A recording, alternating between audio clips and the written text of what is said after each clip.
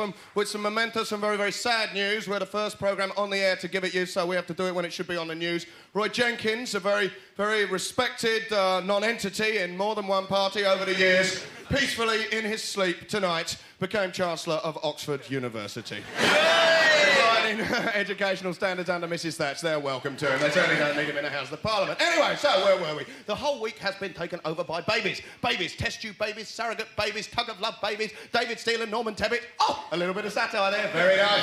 They're having a row. Steely and Tebbit are having a bit of a ding-dong. They threaten to get each other. Oh, terrifying. Bruno and Witherspoon, eh? Real powerful fight. That is like a rat savaging a blancmange, I think. The Pope has been having a go. The Pope has been talking about surrogate mothers and test tube babies. He says it is a sin. He says, no, I'm afraid you can't do it. Tough luck, it is a sin. If nature has put a little obstacle there towards fertility, then you can't mess around with it. It is not your right, you mustn't do it. Well, no more fillings for the Popey when he gets a bit of toothache, eh?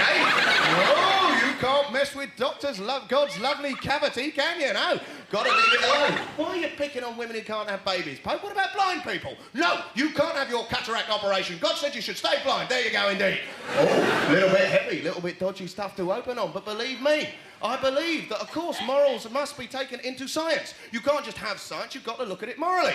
I mean, a person what came up with pot noodle deserves a Vatican condemnation, in my opinion.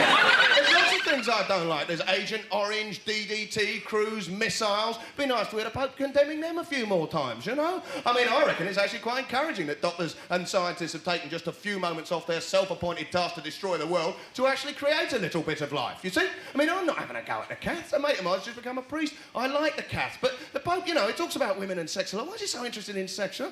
I mean, what's he know about sex? His idea of having a good time is kissing an airport.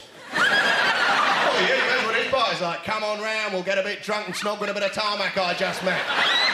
Now, look, I know that Christian ethics are beautiful. It is not the Christian ethics that are the problem. Leaving the Pope aside for a moment, there's lots of people who use beautiful ethics, some of the most beautiful in the world, to do whatever they want. And that's my objection. I mean, James Anderton implying that God has told him personally, in his ear hole, that AIDS is the fault of the gay people. And because he says it comes from God, suddenly it's on the news. Very interesting. Why do people hide behind it? That doctor who's having a bit of a spank, and he says St. Paul's told him to. I looked at the letters of St. Paul's. I didn't see anything. Thou shalt have a bit of a pervy spank-up session in the cemetery. No, indeed not. I don't know why the Pope's so worried about, you know, test tube babies, surrogate mothers. It seems to me, you know, the whole of the Christian faith was based on the very first surrogate baby. Oh, bit of a subtle point. Dens the studio, isn't it? Dens the studio, not too sure. Anyway, ladies and gentlemen, we must, of course, as always, talk about Ronald Reagan.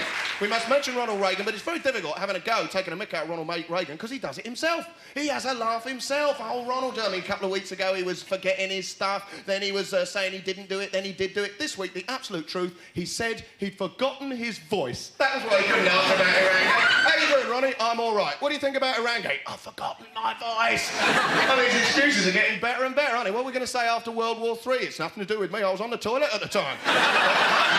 But at least it all came out. At least their secret came out. What about our secrets? We never get to know, do we? BBC have not going to show the Secret Society programme about our secret society. But they say this is not because we have a secret society, although they can't tell us why they're not showing Secret Society, because it's a secret. We're obviously going to have to wait for an MI5 agent to retire and write his book to find out what that was about.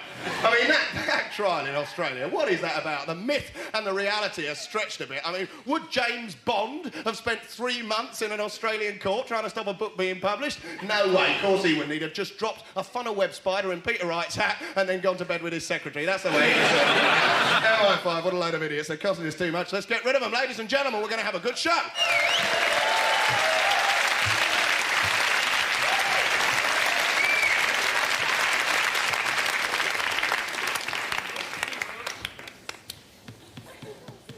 Now then, and I want to make this quite clear, I have been very, very worried since I relinquished the helm of the Labour Party. Increasingly worried that the British people will forget who I am. Increasingly worried that they will say things like, who's the fat git with the stupid voice? Didn't he used to be our milkman? Yes, no. And I want to make this quite clear. If the British people forget who I am, what sort of advance do you think my publishers are going to give me on my memoirs, eh? Not very much, I can tell you. If I'm not careful, my memoirs will be about as popular as Ted Heath's book of chat-up lines. So, I've formulated my own personal defense policy because of my very real fear of obscurity. In '83, I said Michael Foot's objection to Cruz was rubbish. In '87, I've said Kinnock's commitment to unilateralism is dangerous. Next election, I think I'll lighten the tone and say my plonker is bigger than a cruise missile. Yes, the point is this. I was the last Labour Prime Minister, and I intend to keep it that way. Yes. Yes. I inherited power from Crazy Wilson in '76 and lost in '79. Yeah, so what I'm trying to say is this. If I can't win an election, I'm bloody well going to make sure some spotty Welsh tick with a rugby ball instead of a head doesn't either. I stitched up scruff ball footy and I can do the same to Kinmo. You know, as dear old football said to me, and I agreed with every word. And you know, it makes me angry. It makes me angry. People say you were the leader of the Labour Party, Jimmy, and you've never won an election. Absolute poppycock. I won one for Mrs. Thatcher in '83, and I'm going to make damn sure I do it again for her this time. Good night.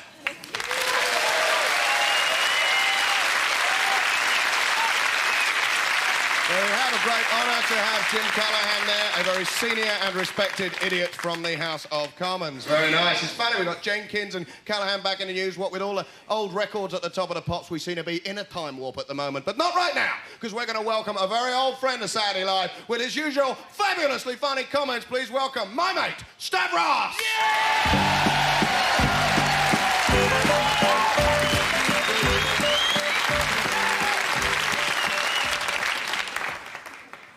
Well, Kevin chappies, I'm feeling really frustrated this week.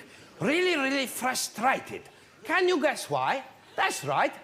I really want to give myself one. Ew, no! Stop in the mess about! I mean a fag. You thought I was gonna do a lot of whoopsie-daisy joke, carry on kebab. Now, what with it being No Smokes Week, my wife, her inside the doors, she chuck away all my fag packs.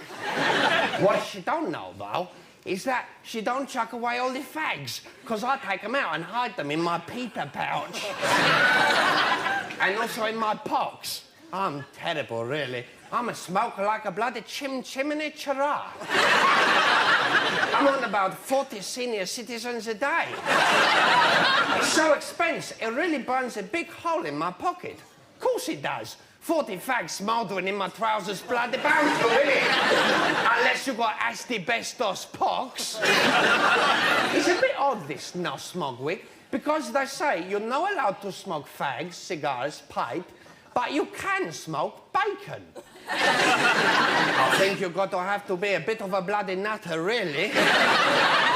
Smoke bacon for the subtle aroma of burnt pigs.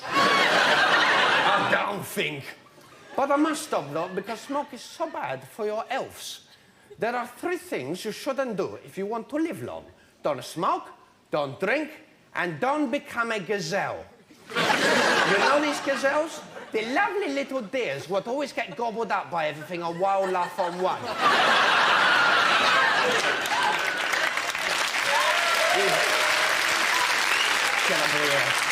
With David Attenborough.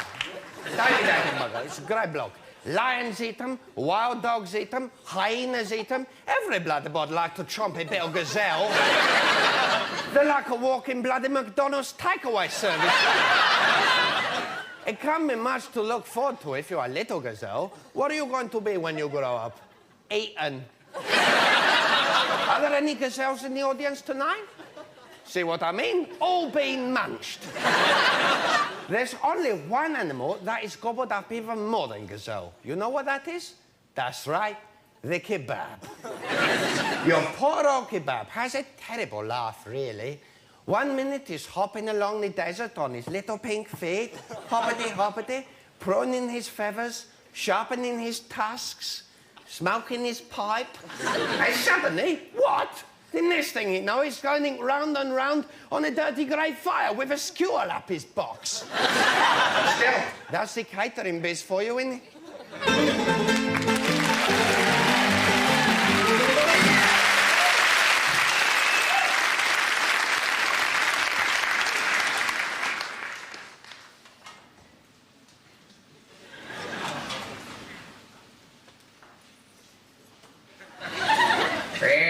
Yes, hello. Yes, I know, we all know. Yes, we do. Yes. Now, welcome, ladies and gentlemannikins, to the James Bond auditions, which still continue, you see. Yes, they do. And I am the spokesperson, you see, and my accomplice, a dear friend of mine. Well, actually, Kenny, I wouldn't go so far as to say that.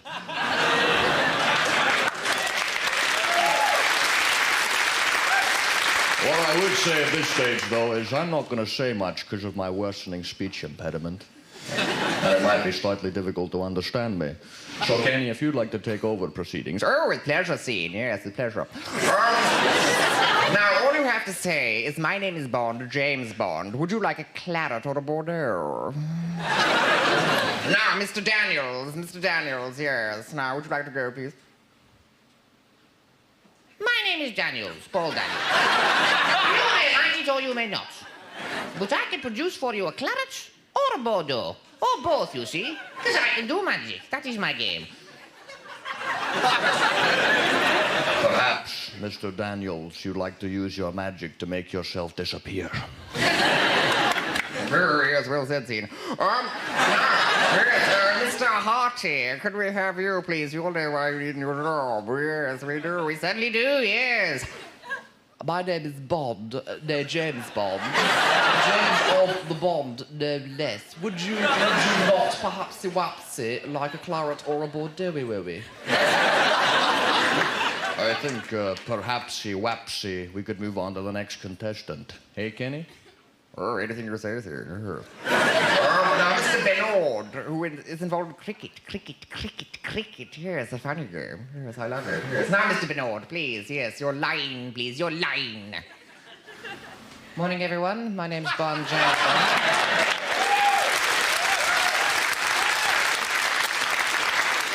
Would you like a claret or a Bordeaux? There's no morning, everyone. It's just, my name's Bond, the sentence. My name's Bond, James Bond. Morning, everyone. No. You see, don't you understand? There's no morning, everyone. It simply says, my name is Bond, James Bond. Would you like a claret or a Bordeaux? My name is Bond, James Bond. Would you like a claret or a Bordeaux? Morning, everyone. No! Quite a story going on down there. All those auditions.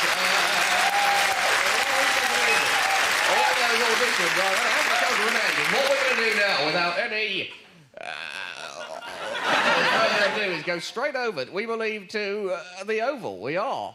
Where the gorgeous body now of Ian Botham runs away from us. His lovely thighs now, those beautiful trousers all the time. He's a gorgeous man now, he's a delicious man. Imran Khan's thighs now are also pounding. The ball is hoisted high into the lovely, delicious oval sunshine now. Two lonely pigeons intermittently nosedive each other, their thighs also shining at me now. A man on the bus, his thighs are shining at me now. It's a delicious day. It's a wonderful day now. The ball is picked up, thrown cleanly. Pakistan stand 159 for 1. Trevor can have a cheese sandwich. That's all for me. Good night. Thank you.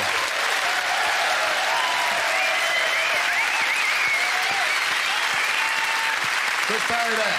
Very clearly a cricket fan. Very nice act. Going to see this one more. Little bit of him later on this evening. But right now, we always try and show you the very best that's happening in new British variety around the country. The strangest acts, the best acts, the most entertaining acts. This one is very entertaining. It is also remarkable. So will you please, if we're ready over there, a little nod, yes indeed we are ready, would you please welcome right now, Randolph the Remarkable!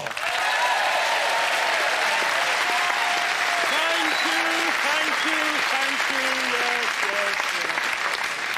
you. Yes, Yes, ladies and gentlemen, this evening I do take great pleasure in presenting myself, Randolph the Remarkable, Fire Eater Extraordinaire, performing for your pleasure and delight feats of skill involving fire and this blue bowl of lukewarm water. My first feat this evening, attempting a right-footed tippy-toe entrance into the bowl of lukewarm water. Once my toe is fully submerged, I shall then submit my body to the heat of the flame. Ooh! Quiet now, please. I must achieve my cosmic karma, otherwise I'm liable to burn myself or even have a nasty fall into the bowl. Oh, that's very funny, isn't it? Here we go.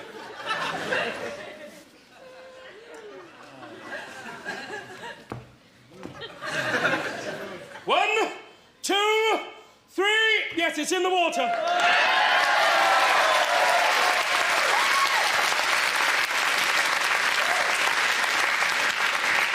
Ladies and gentlemen, I must now remove my protective clothing.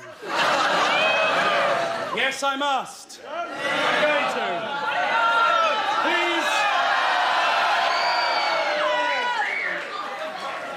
Please do try and control your obvious sexual desires. I hope this doesn't prove too much for you.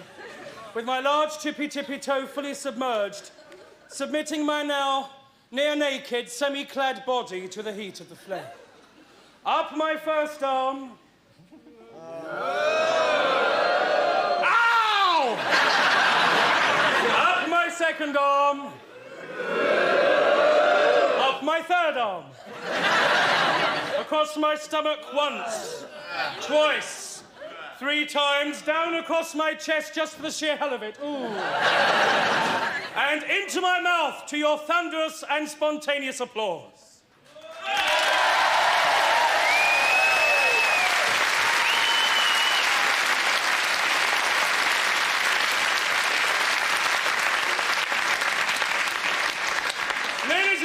Moving quickly along, my second feat this evening is something I trained for a number of years at circus school. Please, madam. This is something unique to me, Randolph the Remarkable.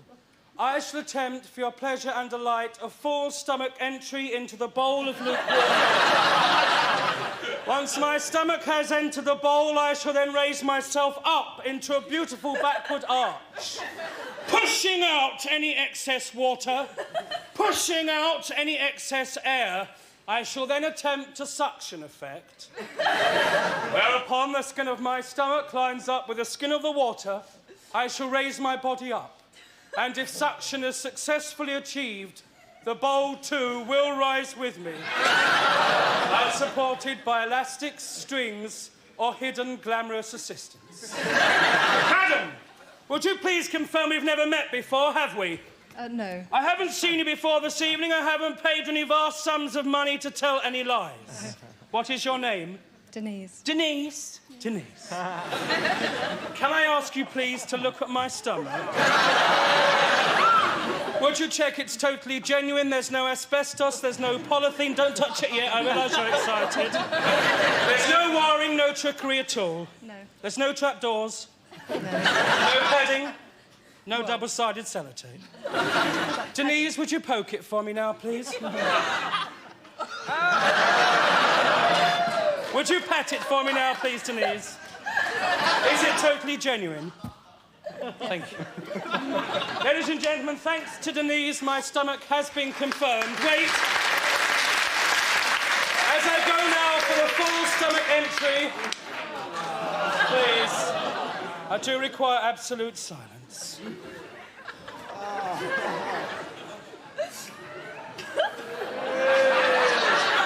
My stomach has entered the bowl. Can I quickly say at this point, I'm fully aware my act is stupid. A lot of people come up to me after the show, they say, I did enjoy your act, it was truly remarkable, but do you know you're stupid? The answer, of course, is yes. Here we go, then. Yes, it's up!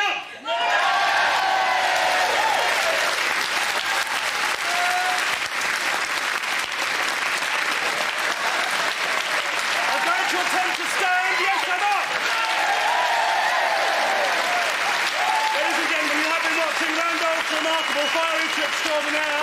and available for private bookings, TV, cabaret, jolly funerals, bar mitzvahs, Camden parties. Thank you for watching. Thank you for enjoying me. Good night.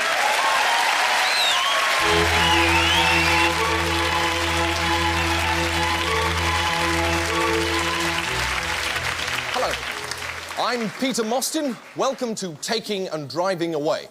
Tonight, I shall be taking and driving away with the novelist and swimmer Graham McDonald, who I believe is waiting for me just outside the studio. Now, first of all, I should say that Graham McDonald's new novel is Whence Comes the Stranger. Now, it's set in the West Midlands and deals in great depth with the problem of verbal abuse. It is, in my opinion, a much more successful effort than his previous novel, Mr. Radstock, which was set in an insult and dealt with the problem of the West Midlands. The novel is very autobiographical, it's very intense, very personal, and I think anyone would have to agree that it's also very inexpensive. Now, yes, I think I can see Graham just over there. Good evening, Graham. Good evening, Peter. Welcome to Taking and Driving Away. My pleasure entirely. Now, have you chosen your car? Yes, I thought we might have a crack at that red Escort over there. The Red Escort it is. Graham, I was talking just now about Whence Comes the Stranger, and wondering whether it isn't perhaps the most autobiographical of all your books to date. Well, I'm not sure if I'd agree with you there, Peter. I've always thought that the most autobiographical of my books is my autobiography. Dressing Out Loud. Mm-hmm. Do you want to have a go at the passenger side? Right here, I'll have yes. a look round here. But Graham, surely the leading character, Irina Lostanov, she's an elderly widow, she's been deserted by her family, and she's an alcoholic. Don't you think there's a lot of yourself in her? Well, she's also a lesbian, Peter. Exactly. Oh, I see. You're referring to that time I spent with Aldous Huxley. I was wondering. Oh, no, that was completely different. Quite unlike Irina's situation. Any luck your side? No, it's all locked, I'm afraid, yeah. All right. Well, could you keep a lookout for me? Certainly, no. Well, it seems to be all clear at the moment. Nevertheless, Graham, Whence Comes the Stranger does include a very detailed account of working-class life in the West Midlands, which I think you'd have to agree has, well, it must mean a great deal to you. Yes, I mean, there's no doubt there's a lot of, there are elements of my childhood in Solihull within the novel. We all of us write about what we know, Peter. That doesn't mean we're writing about ourselves. I mean, you wouldn't call Beatrix Potter a rabbit, would you, just because you wrote about her? I take your point. Yeah, Yes. right. I think what I was basically setting out to do in the novel was trying to examine the place of the individual within his or her society, if you like. Right, You see, that's yes. what I'm... Oh, damn. Hang on. I just have to find the switch. Okay. Well, I know that the individual has been a preoccupation of yours for some time. In your first novel... No, I think I'm going to have to go on the bonnet. Right. Hold on. In your first novel, the hero engages in a spiritual life-or-death struggle with his sensibility in relation to its surroundings. And failed. And fails, precisely. It is a very pessimistic tale. Pessimistic in one sense, Peter, but you have to remember that Neville Jarvis does escape to... Neville Jarvis being the name of the hero. That's right, he escapes to Jersey, where he is able to carry on the struggle in a mad but sympathetic demi-monde of his own making. I'm just going to have to hotwire here, I won't be a sec. Well, First time. yes. That seemed to be very easy. Ars celare artem est. Right. Peter? There's someone coming. Where? Just up there.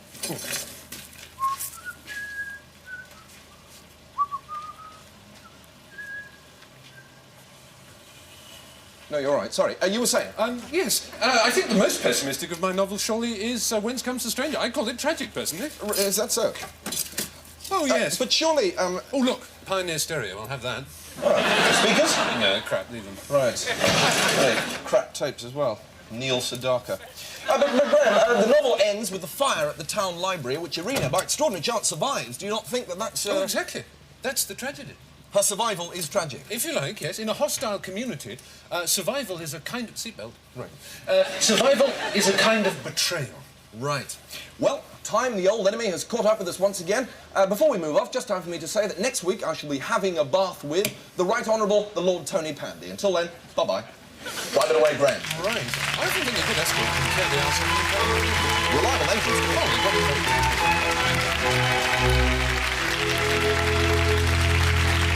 Please welcome a very, very funny man from north of the border. Nice to have a Scottish comedian amongst us. Please welcome, strange name, great comic, Bing Hitler! What can I say? What can I say? Good evening, Bing Hitler here, come all the way from Scotland to talk to you about things that I hate. And what I really, really hate is spiritualism. People think spiritualism is dead good because you can get in touch with all these people that have been dead for years, like Edwina Curry and all that. Think it's great. I hate spiritualism. Mind you, it's quite a cheap hobby to have, isn't it? All you need for a seance is an empty glass and some bits of paper with the letters of the alphabet written on them. And some extra bits of paper as well. One with yes written on it, one with no written on it, and one with everyone in this room is going to die written on it. I need some scary seance-type props as well. I need a tablecloth that looks like an old carpet, and some windows that keep blowing open all the time. Very easy to get if you live in a Glasgow council house. Oh yes, Glasgow is the biggest urban housing authority in Western Europe. They built the entire area of Easterhouse for 45 pence. They could have done the Gorbals for the same price, but they wanted a shop, the dafties. I hate spiritualism. It's a good place to stay, Glasgow, if you're into seances, though, but I'm not into seances. How come, when folk are having seances, they only ever get Adolf Hitler, Marilyn Monroe, or John F. Kennedy? Aye, sure. I can just see Marilyn Monroe and John F. Kennedy sitting in the spirit world, eh? Fancy some serious sex, Jack? Ah, no thank you, Marilyn. I think I would prefer to go to a seance some students are having in a bedsit in Dundee, Scotland. Sure. And what about Hitler, eh? Reduced from almost conquering the world to making 2 appearances nightly at Doris Stokes' house. Come on. Mind you, spiritualists aren't the real problem. I tell you what I really hate, what every red-blooded Scotsman hates. And that is, what is it? You're right, dentists. I hate dentists because they're such liars. Oh, you won't feel a thing here. And they take one of your wisdom teeth out with a spanner. You know you're in big trouble when a dentist says to you, you might feel a slight twinge here. Next minute they've got their knees in your chest and they're doing the Texas Chainsaw Massacre in your mouth. Just think, when a dentist is doing his training, or her training, after all, it is Channel 4, when a dentist is doing her training, they have to play around with a dead person's head. 4 years taking teeth in and out a decomposing severed head. Do you not think that has a kind of effect on them? Is that the kind of person you want to let loose inside your mouth with a drill? No chance! Mind you, at least dentists are trying to do something good for the community. Not like baldy guys. And I really hate baldy guys. Not baldy guys that are cool about it. No, I'm baldy, so what, do you like my tartan shirt? Baldy guys that try and cheat you by growing that wee tuft of hair above their ear and teasing it across that vast plateau of baldiness in their heads. And you always feel sorry for baldy guys in pop groups. Like the Bee Gees, who try and compensate by growing hair on every available inch of their body apart from their heads. Or have you noticed how the Dire Straits headbands get wider and wider all the time? Yeah. Dire Straits are in tonight as well, eh? Feel sorry for baldy guys in pop groups, but you can always tell when a baldy guy's geared up, because he starts drinking real ale. You might not get a bird, but you do some cracking farts, you know? Some baldy guys, just instead of wearing the headbands or growing the hair, just spread the odd rumour to try and cover up their baldness. They just say, like, if you're baldy, it just means you're more virile. Oh, come on! Guys with big noses and big feet have been trying that on for years! What have you got all 3, eh? Baldy with a big nose and big feet. You must drive the girls bananas! Oh yes, he might be an ugly bastard, but he can bonk all night. Come. Baldy guys, please. Baldy guys, gee up and start getting into folk music. And I hate folk music as well. Because when folk are writing folk songs, that was quite brainy, that, I think, eh? When folk are writing folk songs, if they can't think of anything to rhyme, they just put an O in the end of the sentence. There was a bonny lassie, oh, came from Dublin town, oh, the lover he was baldy, oh, which meant he'd a massive willy, of course, oh, come on. Mind you, baldy guys are not the worst. The worst are hairy guys. See, there's no get out, is there? I hate hairy guys that get into heavy metal bands. They go out at night and sing, baby, I'm going to give you my red hot loving all night long. Then they have to be in by 12 o'clock so their mum doesn't give them a row. Guys in heavy metal bands are the ones you see waiting at bus stops with crash helmets.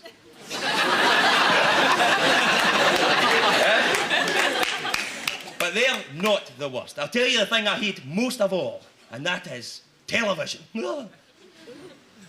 I hate television, especially horrible things like Antiques Roadshow.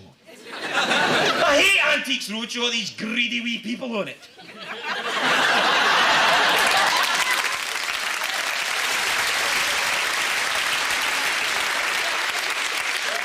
Hello there. I wonder if you could have a look at this vase for me. My father brought it back from a museum he looted in Nazi Germany during the war. I tell you what, I really hate the most is running out of time. I'm very sorry, but I seem to have overrun. So thank you all very much. It's been great. I've never let it be said that we do not cater for all tastes on this programme. It has been noticed that we have not been looking after the boring, the complacent, the smug and the pleased with themselves. So we have decided to ask along a very special guest. He's the host of Radio 4's Oh, I'm Quite Amusing. He's a regular panelist on Channel 4's What an Amusing Word That Is. Would you please welcome Jeremy Blandreth.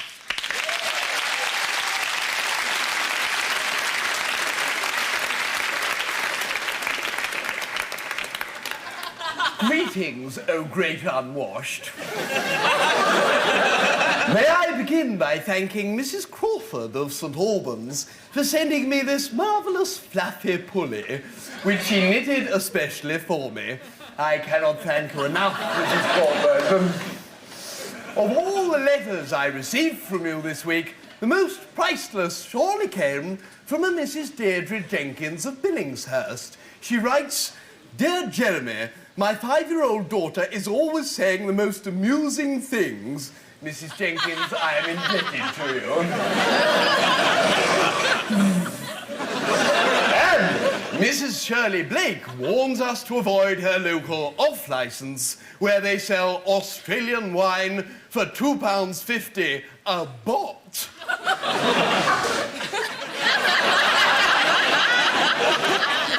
I suppose that's what they call wine from down under.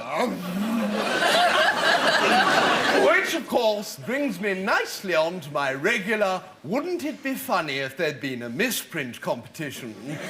Mrs. Sophie Martinez sent me this amusing snap from Gatwick Airport. And she says, wouldn't it be funny if the letter I dropped off and the sign had read, Gentlemen's to Let? How mildly whimsical. But she carries on, looking underneath. Just think how amusing herons would have looked if the last E had been replaced by an O and one of the R's had disappeared and her and ons had been moved closer together. Gentlemen, Monsieur Herons.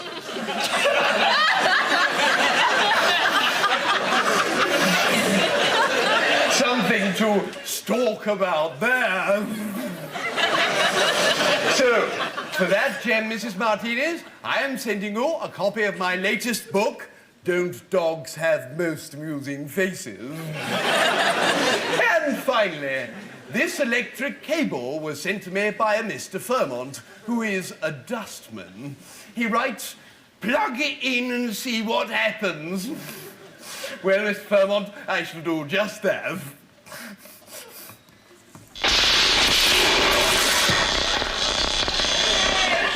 Miss Fairmont, the world is indebted to you.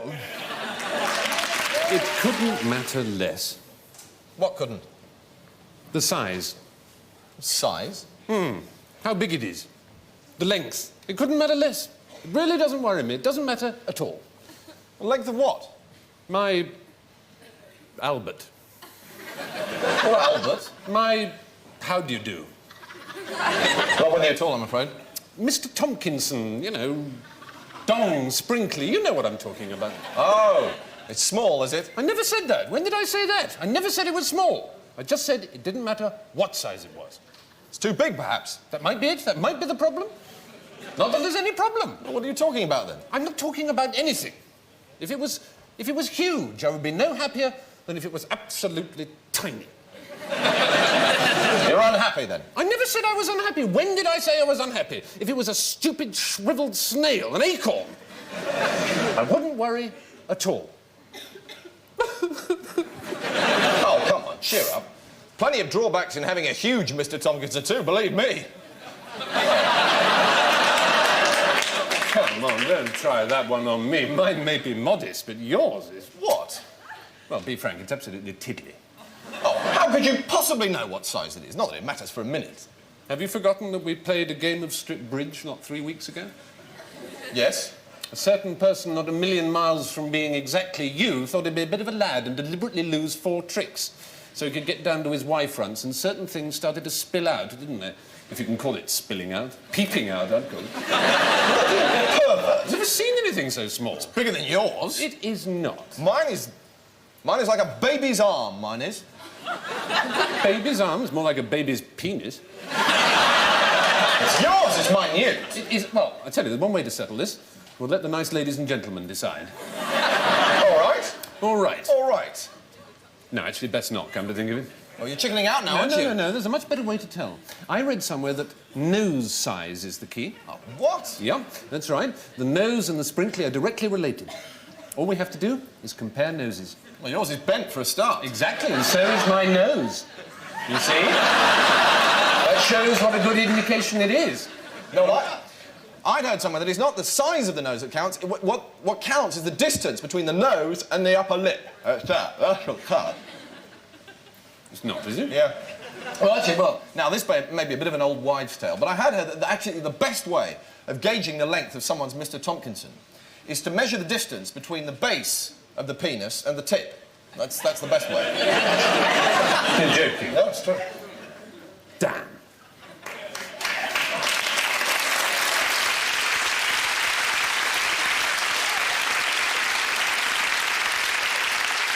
Please welcome Stavros!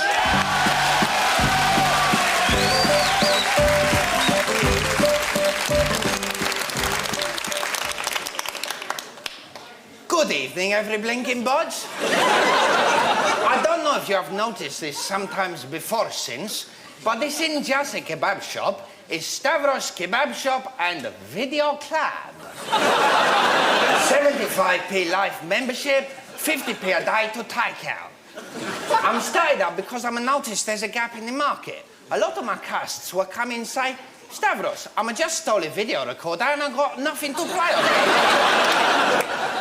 Also, a lot of people prefer to watch vids because there is so much violence on television. You know, BBC Two, Andre Prev conducted Dirty Great Bunch of Violence. Men who you hoodie bloody think he is playing violence all the time. People get sick of all this violence. So they come in here to get our nice, good family vid. I cut off your face. Nasty, splurty brain too. I've got all types of vid, oh yes. Kung Fu, he bash him into sausage meat. Starring Bruce Play Your Cards Right Lee. I've got all the top 9 stars. Michael Caine in Honorary Cons. I'm a larking, Michael Caine. He's a good act, isn't he? My name is Macaulay Caine. Shut up, you bloody bitch. Very good act. And then I've got all 5 Sylvester films. Sylvester Stallone. Well... Tell a bit of a white one. I only got the first Rocky film, but if somebody want another one, I just change the number on the line. Because they all the bloody same, innit?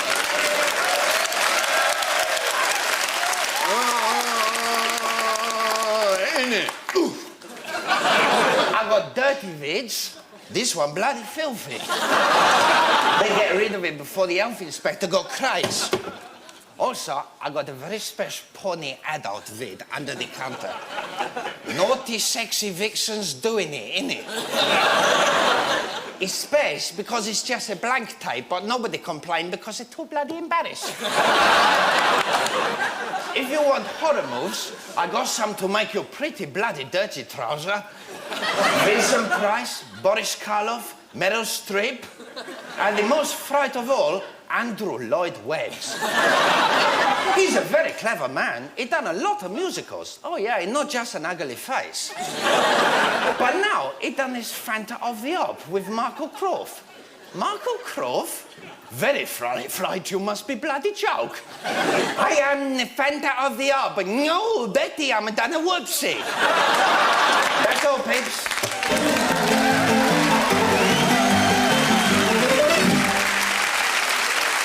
Thank you, Stavros.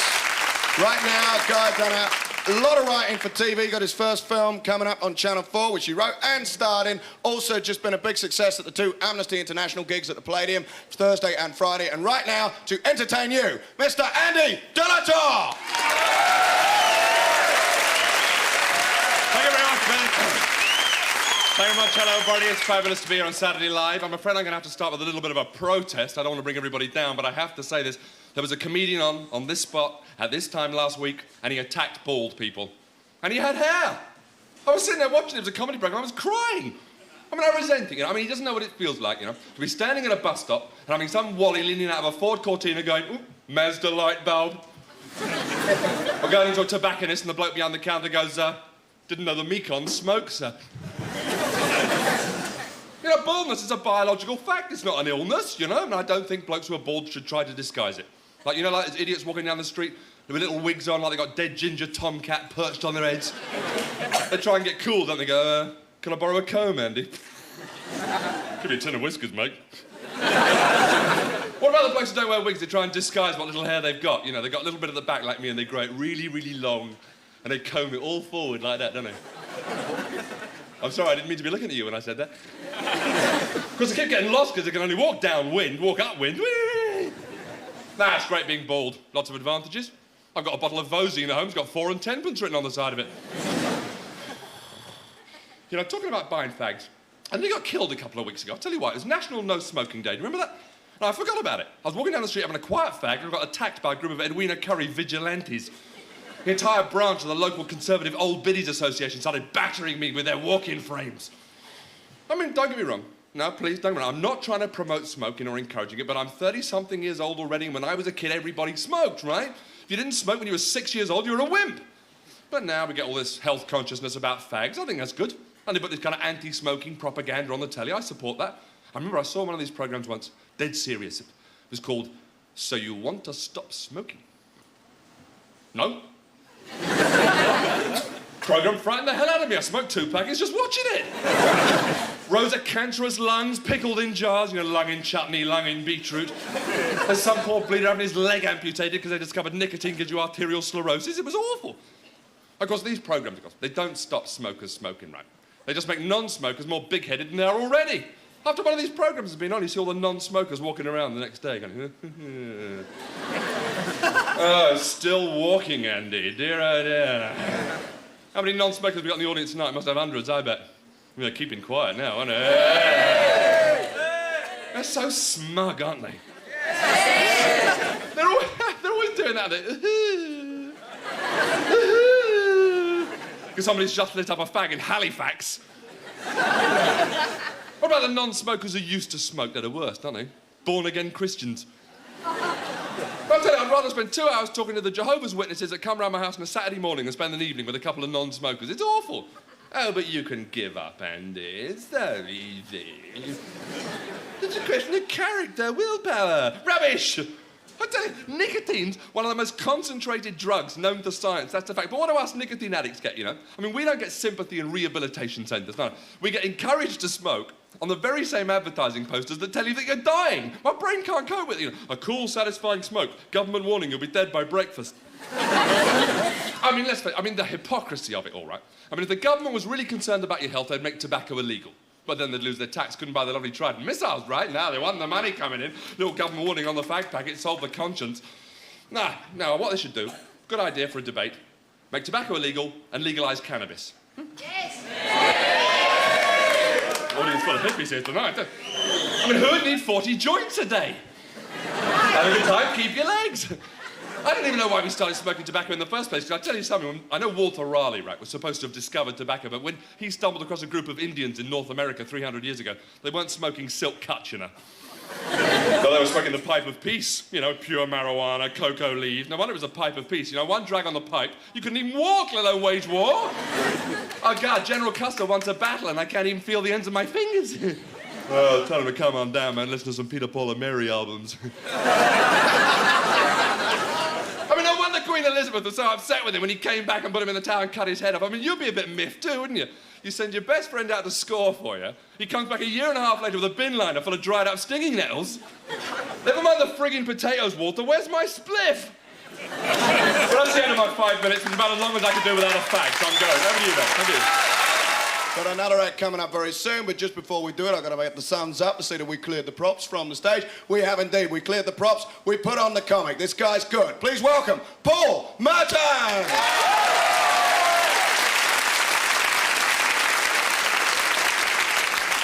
Thank you, ladies and gentlemen. My name is Paul Merton. Does anyone remember that period on American television about 10, 15 years ago when you could only be a private detective if you were disabled? A Man Called Ironside was the first one. That was realistic, wasn't it? Bloke in a wheelchair on the homicide squad. Gets a call to chase a suspect. 10 minutes to get the chair down the stairs. Then there was Longstreet. He was the blind detective. Not too good at the old car chases, Longstreet. I think without a doubt my favourite one was Frank Cannon, the huge detective. 50 stone of solid fat. I used to watch that programme every week, not because he was a good detective. I was fascinated by the fact he could actually walk. I remember seeing a 2-hour special of Cannon trying to get out of an armchair. And at the end of every single Cannon episode, he had to chase the suspect. And he'd catch him, even though the suspect was 15 years younger, 45 stone lighter, and in a car. You had these endless shots of Frank Cannon running down the street. It wasn't him, it was 3 stuntmen in a suit. And sometimes this huge bloke would do undercover work. He would disguise himself by putting a hat on. Nobody recognised him. They probably thought he was a mountain wearing a trilby or something. When you used to watch these programmes a lot like Kojak and stuff, they sort of bung on a sort of like arty-sounding subtitle to make you think it's Shakespeare. You know, it'd be Kojak, this week's episode, Requiem for a Street Angel. And the first thing you see is a bloke bouncing off the roof of a Volkswagen, which I think's in Richard III. And they'd have this plot line where, like, a bloke get out of a car in the middle of nowhere, he's shot in the back, he's dead, the police are baffled, they haven't got a clue. Until into the police station walks this amateur cameraman who's caught the entire incident on film. It's his hobby. Filming people getting in and out of cars. Imagine living with a bloke like that. And he shows this film to the police and they watch it for 3 or 4 days just looking for clues until suddenly one of them says, "Hey, roll that back a few frames." He says to the projectionist behind him, he says, "Can we just enlarge that little bit there? Just there, that bit, which is impossible." And the projectionist says, "Sure." He's only been doing a job a week, he doesn't know it's impossible. And they enlarge it, and there's a bloke standing there with a machine gun. Not noticed him before. Oh, I thought that was a pigeon. I wonder why a pigeon was wearing battle dress. Then every couple of weeks, like the superior detective, the sort of fat one, says to the main detective, has a little speech, he says, "You're getting too close to this case, Jim. I've got the DA's office on my back." What does that mean? I've got a bus station in my pocket. There's a chicken farm down my trousers. He said, "You can stay on the case, but you've only got 48 hours. Why? Why is it always 48 hours? What happens if the next day's a bank holiday? And can you, like, split the 48 hours up? You know, I do 2 hours Wednesday, 4 hours Friday, flexi time. You come to the end of these programmes where you have the obligatory car chase each and every week. You've got 2 cars doing 80 miles an hour through the city centre. This is assuming they've managed to avoid Longstreet making his way home, you know. Parked up there, look. And... no, I haven't got time. And then... you know, have we got enough petrol to drive round Cannon, that sort of thing, you know. Here comes Ironside in the fast lane. On on his way to investigate a murder that happened in 1963. Two cars doing 80 miles an hour through the city centre. Suddenly, in between them, a lorry reverses out of a side street. Every week. Now, why is this? Is it because the lorry drivers in America are particularly thick? Do they sit parked in side streets all day, not daring to move, until they hear the sound of screaming car tyres and think to themselves, oh, well, better reverse, I suppose. And there's the pile of empty cardboard boxes. I do have a reputation of being a sort of topical comedian, and during the Blitz, the Second World War, my dad used to say, don't worry about the bombs. The only bombs you've got to worry about, the ones that have got your names written on them. That really scared the next-door neighbours, Mr. and Mrs. Doodlebug. Please, Paul Merton, thanks very much and good night. Thank you.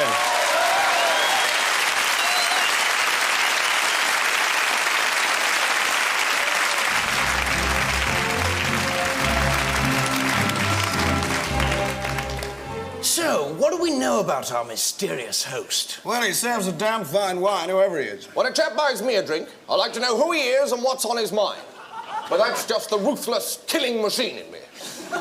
Where did you come? Oh, I don't know. Something about the tone of his letter interested me. Please meet me at the Carfax Club today at 4 o'clock or I'll blow up your house. I don't know, I was intrigued. Yes, mine was the same. So was mine. Me too. Good Lord. I'm Timson, by the way, Major, Blues and Royals. Godley, Light Brigade. Whitlow, Secret Service. Teacher. Worker. Gentlemen, sorry to keep you waiting. Timson, Godley, Whitlow. Oh, yes. I know all your names. I'm Colonel Susan Draycott, by the way. I don't know how you'd describe me. Some call me an adventurer, some say I'm a damn fool. Personally, I like to think of myself as a fine and fluffy little fun bundle. Are there any questions? Yes. Why have you brought us here? So far, you've told us nothing. Gentlemen, it's been said of the 1980s that there are no great adventures left. No great deeds of daring remain undone to challenge British ingenuity and British pluck. Fellows, I say that's nonsense. It's more than nonsense, it's tummy rubbish. There is one great adventure left. Sir, you're mad, bloody mad. It can't be done. What can't? Oh, haven't you said yet? No. Well, obviously, I said do carry on. I was just about to. Fellows, what I propose has never been done before. It's difficult and it's dangerous, but I think we can do it. Timson, would you mind pulling down that map for me? Sir, you are asking that man to commit suicide. No, I still haven't said it yet. Timson. Gentlemen, I propose that we become the first men ever to cross the Antarctic barefoot, in pairs, tied together in the manner of a three-legged race, until we reach a point exactly 3 yards to the left of the South Pole. To the left? You are mad. No, hang on a moment. I'm beginning to see what you mean. All right, it's a crazy, harebrained scheme. Granted, it's an idiotic, suicidal waste of time. Maybe it is the most moronically cretinous pile of drivel anyone's ever spurted. Yes, all right, Whitlow, Yes, people will call us unintelligent imbeciles. Yes, thank you. Certainly, history will judge us the most stupendously self-indulgent dickheads in living memory. But by golly, I'm game. Good man! Yes. And you can count me in too, sir. No, Whitlow, not you. You can't come. Sorry, sir? I want you to stay behind and liaise. But why, sir? Because, Whitlow, because you're blind. And I can't jeopardize these men's lives because one of the members of the expedition happens to be blind. I beg your pardon, sir?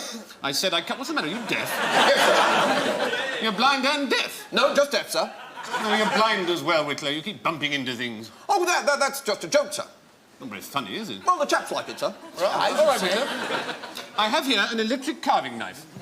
I'm going to switch it on, and I'm going to throw it at you. If you don't drop it, I'll let you come on the expedition. I'm sorry, I didn't catch that, sir. I haven't thrown it yet. Actually, I was telling a bit of a lie just now. You mean you're not deaf? No, I mean I am blind. You're deaf and blind? Pardon? Well, I can't very well let you go on the expedition if you're deaf and blind, Whitlow, can I? It was a forlorn hope, sir, yes. Wait a minute. If you're deaf, how can you hear what he's saying? Good point. I can lip read. Ah. Lip read? But how can you lip read if you're blind? Oh, whatever you like, sir. I've got some in the car. Sir, I don't think he can damn well lip read. Oh, lip read. Oh, I see what you mean. Well, it's like this, sir. It often happens that blind people have very keen hearing and deaf people are known to have excellent vision.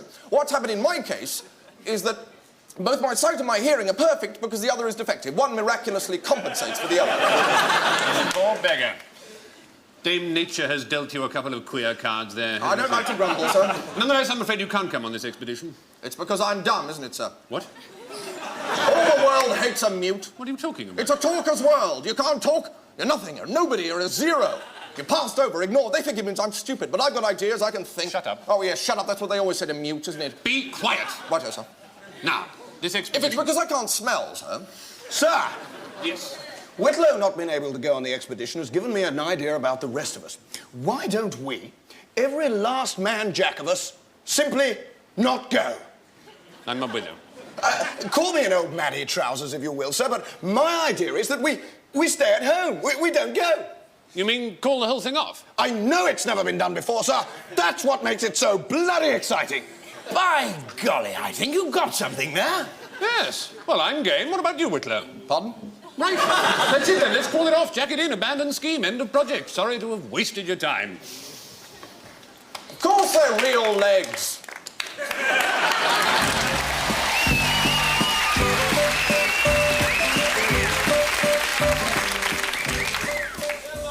You're gonna have to excuse me a bit today. I'm overcome with emotion. I had a little flat on the Nash. Put some dash on the winner, Maori Adventure. Only trouble is, I put some dash on all 40 other horses too. 50 quid's down, innit? You'll probably wonder, why has Stav got that whistle? What make him look like Ginger Roger and Freddie Starr? Well, because my daughter, Ariadne, today, she got wed, innit? I suppose there'll come a time when every little bird have to fly the family nest, and such a time is when you're 5 months up the Duff Preg bun in the oven. I don't know. I think it's a bit of a shame because with her qualification, she could have been either a dentist assistant or a heavyweight boxer. Still, it's a good church serve we have, but very long, because I'll come and take the Vic, bloody age, with the vows.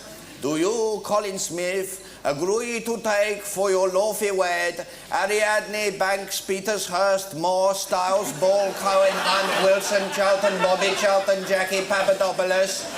She born in 66, innit? Colin's from a very old established East End family. It seems like a nice boy. He does working for the community. I think 200 hours was his sentence. So anyway, after this service, it's the charge of the Light Ale Brigade down to the recept. I have to make the speaks. I make a good joke. I say, I'm sad to see her go, but on the one hand, I've got a new son, and on the other hand, I've got 4 fingers and a thumb. My hero, Sid Little. Colin's best man, he done a good speech, I know. He used to that kind of thing, though, because he got a small biz, and a little stall on the mark. He says, I no worry about lose the ring because there's plenty more where that come from. All genuine 22 carats of gold, 4 for a quid, 25 fivers. After this speech, we have the toasts. Too many bloody toasts. Pop-up toast, thick and thin, more for rich. I know the useful price, but 25? I mean, Paul, the other one, he's got a belly on, innit? Oh, you have to excuse me. I'm have a little bit too much to drink. I've been seeing doubles all day. It's another one.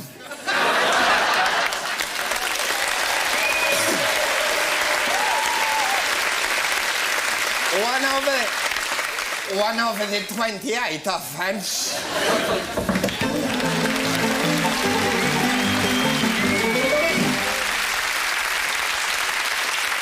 Thank you, Harry Stavros Enfield. Now moving right along with rather extraordinary act. Stand back, you're gonna get burned by Steve Rawlings.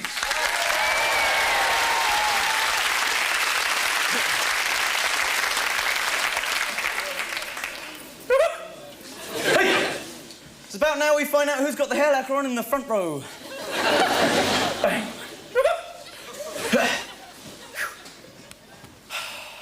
As you can see, ladies and gentlemen, I do in fact use real fire. Absolutely no artificial substitutes. All plastics of any kind. Fire juggling being as dangerous as it is.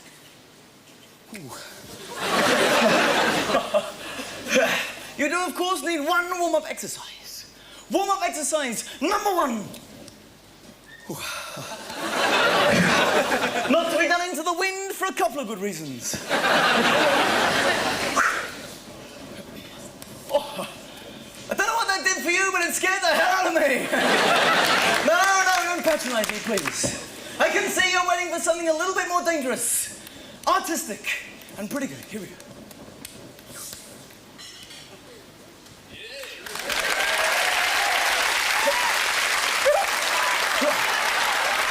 Pretty bloody good, eh? Now I know what you're thinking. You're thinking, how can one man possibly be so cool?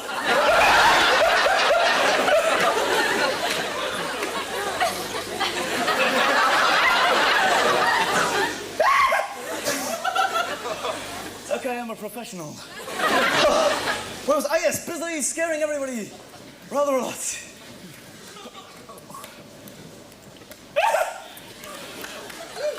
Thank you, Flipper. And now for a move I just invented. It's known as Friar's Balsam. And for those of you that didn't quite get that joke, and let's face it, it was probably most of you, the next one is called Friar's Other Balsam. So here is simply extremely difficult.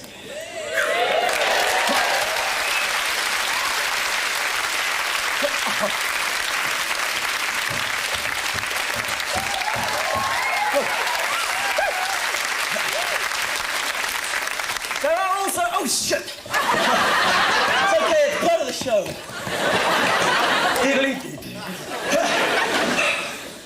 Now I know what you're thinking. You're thinking, has he dropped 5 or 6 times? Okay, punk, feeling lucky? No. Doesn't quite sound the same coming from me, never mind. There are a few pretty amazing feats in this show. That's one of them. As we come in now for the great bit. Wind up. For the last and final artistic pose number 2, in which I catch a flaming firebrand in the side of my right trouser leg. Roughly when the torches have all gone out, okay? No flies on me.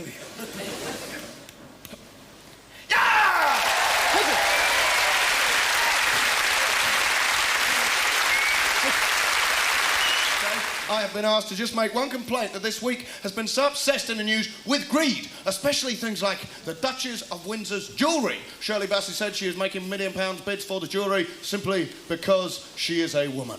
Well, I'll bet that makes all you girls out there feel a little bit butch, doesn't it, eh? Why aren't you out there at Windsor, eh? Why aren't you out there making a few bids? I bet you've been having a few too many drinks, haven't you? Getting hairy legs. I suppose you feel the same way down at Woolworths jewellery counter, don't you? I am here simply because I am a woman. Greed! Everywhere we see greed. Van Gogh's sunflowers, 25 million quid. Every day on the news, Van Gogh, Van Gogh. Actually, I've been quite enjoying it watching all the newsreaders try not to gob at the screen when they go, Van Gogh. Van Gogh sunflowers, 25 million quid for a bunch of flowers. I bet they're a bit cheesed off he didn't paint a tree. I mean, dear, oh dear, it was nicely timed to make all our little Mother's Day efforts look a little bit small. Never mind about half a dozen roses. What about Van Gogh sunflowers, eh? Say it with flowers, we're all sat at home going, what a rich bastard, eh? That's what we're saying, and it's been greed all over. Greed with these 2 MPs, these 2 government MPs. One of them, he's gone for 6 times as many telecom shares as he was meant to have from 4 different addresses. Well, I think that's nice. I think if a man's worked hard enough to have 4 different addresses, he deserves 4 lots of telecom shares, don't you think? He's probably got 4 telephones. I mean, come on, let's be fair on the poor bloke. He has said this is an MP with mistake his word. He said he didn't know he was doing anything illegal. He is a barrister.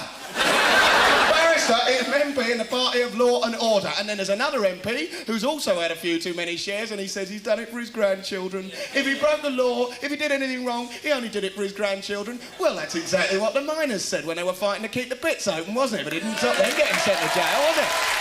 So, perhaps this is why they're going to privatise prisons. The government wants to privatise prisons because when all their MPs get sent to prison, they can go to ones they've got shares in, you see. Keep an eye on their investments. They're sitting there in their cell saying, stop sloshing all that gruel around, that's too expensive, that's my money you're spending now. I want to be rich when I get out of here. Very nice indeed, ladies and gentlemen. We have got the set clear, we got everything looking good, and we want to take you now to the secret world behind the scenes of the Secret Service.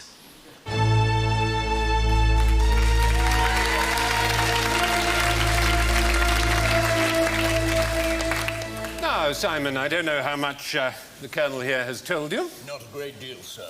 No, Simon, I want you and me to have a little talk about Russia. Russia, sir. Russia, Simon. The Colonel and I have a little mission for you. A very important mission. Glasnost, Simon. I won't thank you very much, sir. No. Glasnost, Major, is the new buzzword in East-West relations. It's the last nail in the coffin of Cold War? Cold War, that's it. Glasnost. Yes, thank you. Glasnost, Simon, as you would know, is a Russian word meaning open. I see, sir. The Russians would have us believe that they now run an open society. Open my arse. Is that the mission, sir? No. Not quite, Simon, no. Have you ever wondered why we've never invaded Russia? Well, I suppose... I'll tell you why. Because Russia as a country is very, very big. I told you he was good. You're quite right. Russia is big, Simon. It's enormous. Where do you live? Nottingham, sir. Nottingham's pretty big, isn't it? It's pretty big, Yeah, sir, well, let me tell you something. It's nowhere near as big as Russia. Russia is colossal. Your mother's colossal, isn't she? No, sir, she's Russian. Oh, yes, that's right. Smoke. Fire. Table? Chair. Knife? Throat. Jaw? Fracture. Good. Evil. Yeah, all right, Simon. Thank you. So, Major, we can't invade Russia because it's too big and it's too far away. We've tried everything else. We've tried Cold War, we've tried détente, we've tried simply ignoring the place. It's no good. So now we have new plans. I'd like you to show him Colonel Gottlieb, please. Gottlieb, this way, please. Sir, Major, we want you to have a look at one of these. It's a bin liner, sir. No, Colonel, it's not a bin liner. Explain it to him, Gottlieb, please. It's a country sack, sir. A country sack? Yes, we developed them up at Virginia Water a few years ago. A couple of our clever boffins came up with them. We released them into the nation as bin liners, but that was just a cover. They are, in fact, country sacks. You can get about, 15 kilos of Mother Russia into one of those innocent-looking little bin liners. So what is the idea, then, sir? Well, else, Major, you can post Russia to us in one of these. If you need any stamps, you can get them from Q Division. There's no problem. Here's your passport. You are Joseph Malik. You're unemployed, commercial traveller. You have no wife, no children. No, sir, I'm Simon Whitler. Oh, I'm terribly sorry. I gave you the wrong passport. What am I thinking of? That's right, Simon Whitler, British Secret Service. There you are.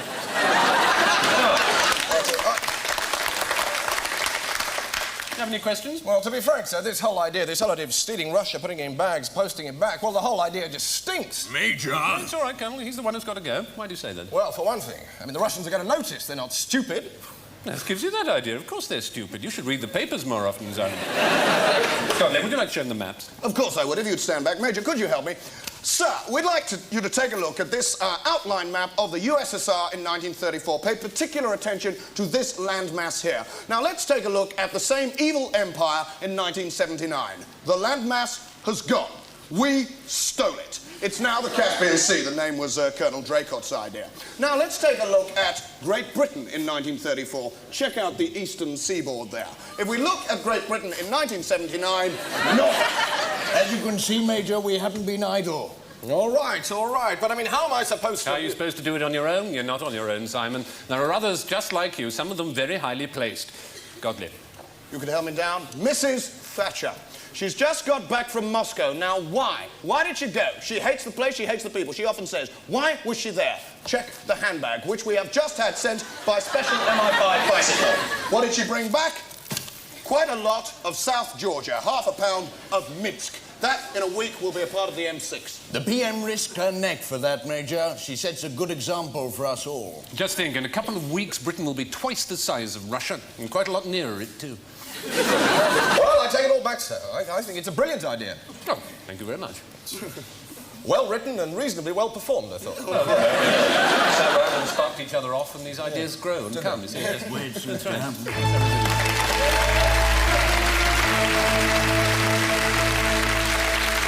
All right. Ladies and gentlemen, had a little bit of trouble. If you noticed a tiny flap on lines there, actually the audience were being much better than us because about 5 of them were crushed by a camera, for which we do apologise. But these things happen on live shows. Decent burial on London Weekend Television. Right now, we want you to welcome excellent comedian gonna cheer up all the mourners. Please sort it out and welcome Owen O'Neill.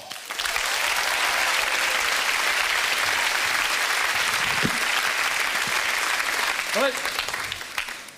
Roses are red, violets are blue. I'm a dyslexic. It's a rough cup.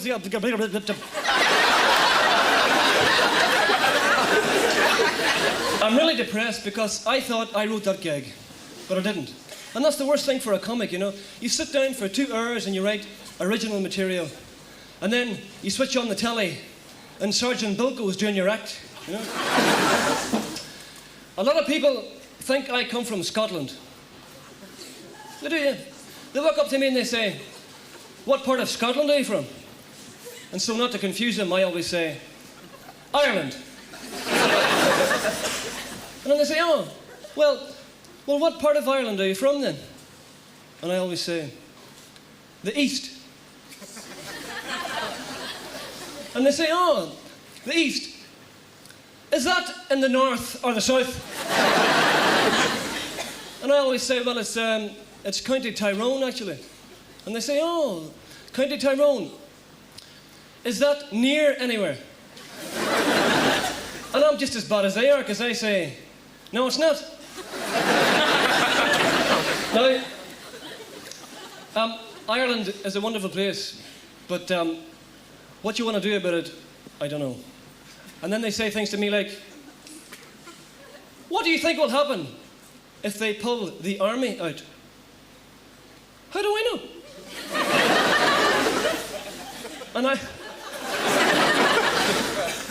And then I always say, "I know exactly what'll happen." And then I don't tell them.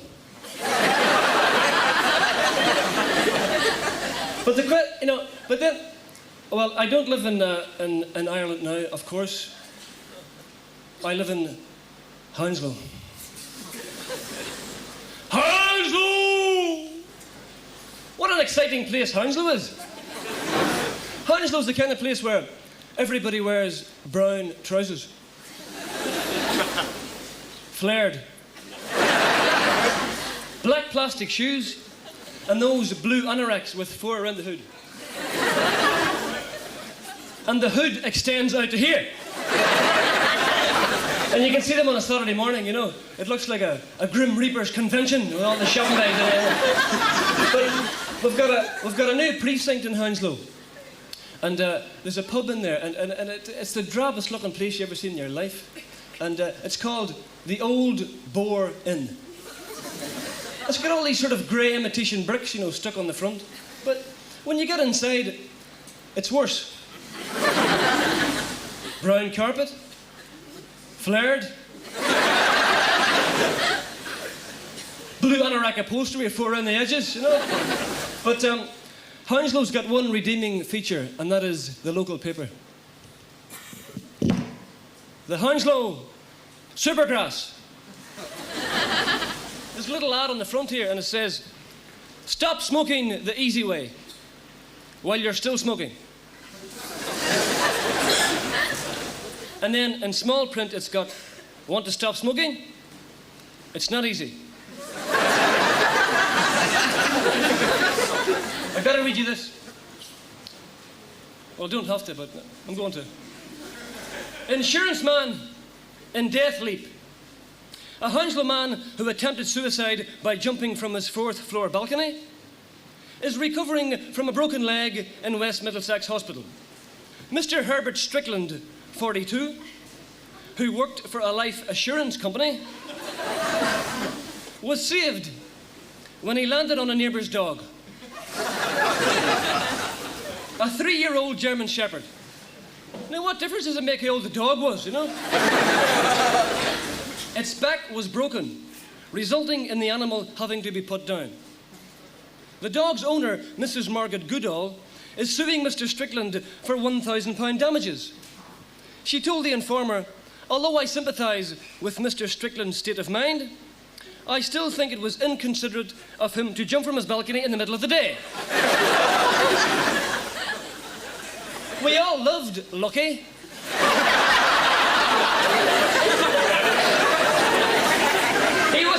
He was a wonderful dog. But Mr. Strickland could easily have landed on my son. Right where Mr. Strickland fell is where my Jamie plays hopscotch. My son is alive today because it was raining. In a statement from his bedside, Mr. Strickland said, I apologise to Mrs. Goodall for killing her dog, but it was an accident. I meant to kill myself. He added, I am in dire financial trouble and do not have £1,000, nor am I likely to have it, for as soon as my leg is better, I still plan to kill myself. Well, Herbie, I hope you make it. So before I go back to Hounslow, there's only one thing I got to say, and that's thank you very much and good night. Thank you.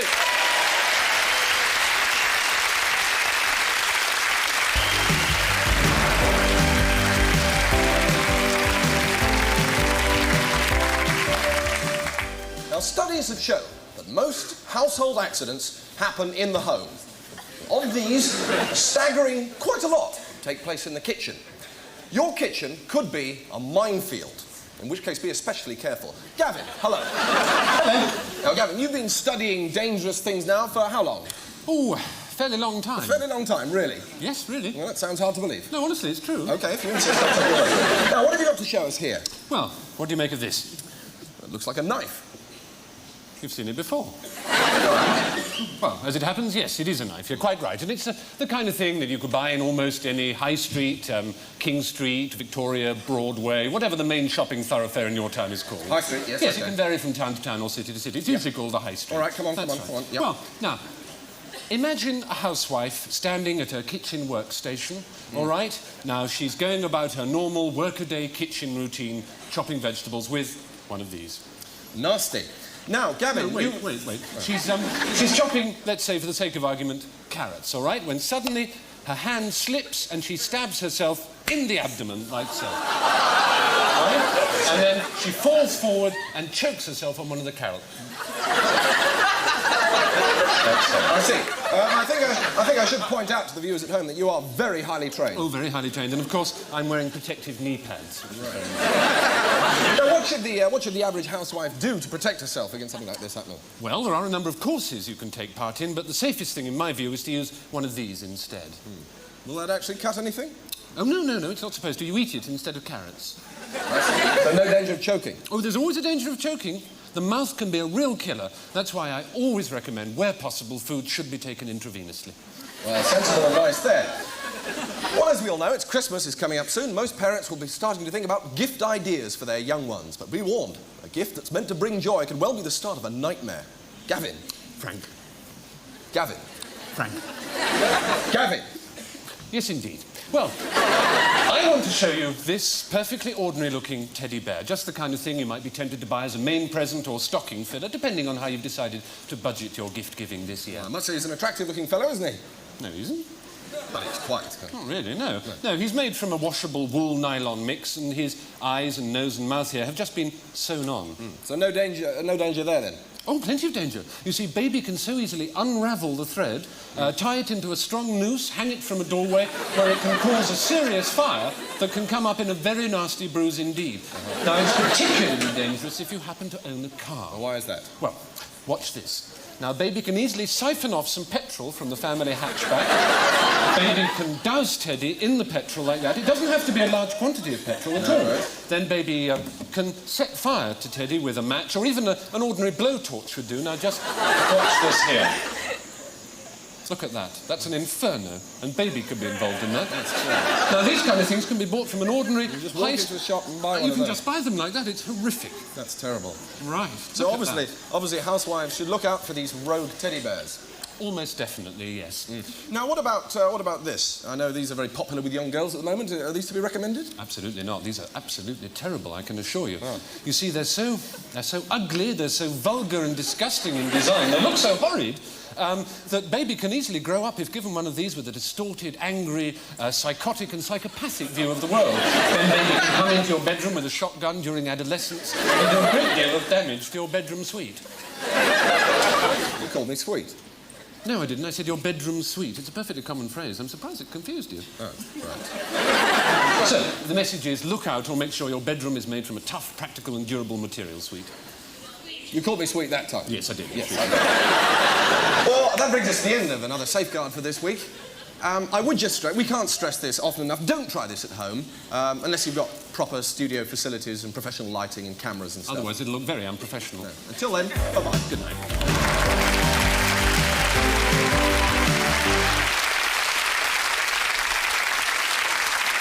Yes, indeed, that was Stephen Fry and Hugh Laurie. Superb stuff. We have to deal, I think, on Saturday Live with the real important issues of the day. The world seems to change without our being asked. We are never consulted. Scientists come up with things. They're introduced to the world. We're not asked. From Chernobyl to pot noodle, they just appear. We are not asked. Warm air hand dryers in public toilets. Were you asked? Did you get your referendum? Do you want the face of the British toilet to change forever? No, we weren't. I remember the old days. Them marvellous sort of long linen toilet roll things that used to sort of hang out of the metal boxes in the puddle of wee-wee, you know. Everyone trying to dry their hands on the very outside because that's the only bit that hasn't been scummed up, you know. Swinging on the bucket, trying to get the last quarter inch out. Great days. Suddenly, warm air hand dryers have appeared everywhere. We weren't asked, we weren't told what they were. Nobody knows what they are. Everyone goes, what's that then? What's that on the wall? I spent half an hour trying to get a Durex out of one.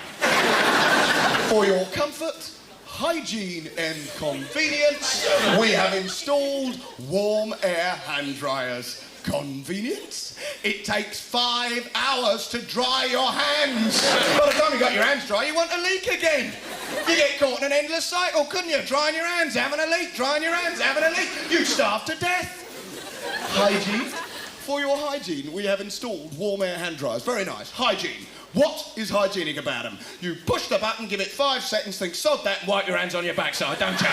You might as well hang a pair of jeans on the wall, they do the same thing, wouldn't it? Dry your hands on that. For your comfort and hygiene, we have hung a scummy old pair of jeans on the wall. Very nice. Warm air hand dryers stop chapping. Oh, thank you. They will stop your hands chapping. Well, isn't that a comfort, eh? Because my hands always used to chap when I used a paper towel. Didn't yours? Oh, yeah. I only used to have to walk past a roller towel and my hands would start chapping. I don't even know what chapping is. And now that we install warm air hand dryers, I probably never will either. The place changes. But there's no need to worry, because you can't dry your hands anymore, because there's no need, because you can't get them wet. Because in the public toilets, they've got these great new taps. They're marvellous. Because I remember the old days, the rotten old taps. Do you remember in the old days? They had sort of them turny things on them, didn't they? What a load of rubbish. Because when you turned it, the water came out. You know, rubbish needs something better than that.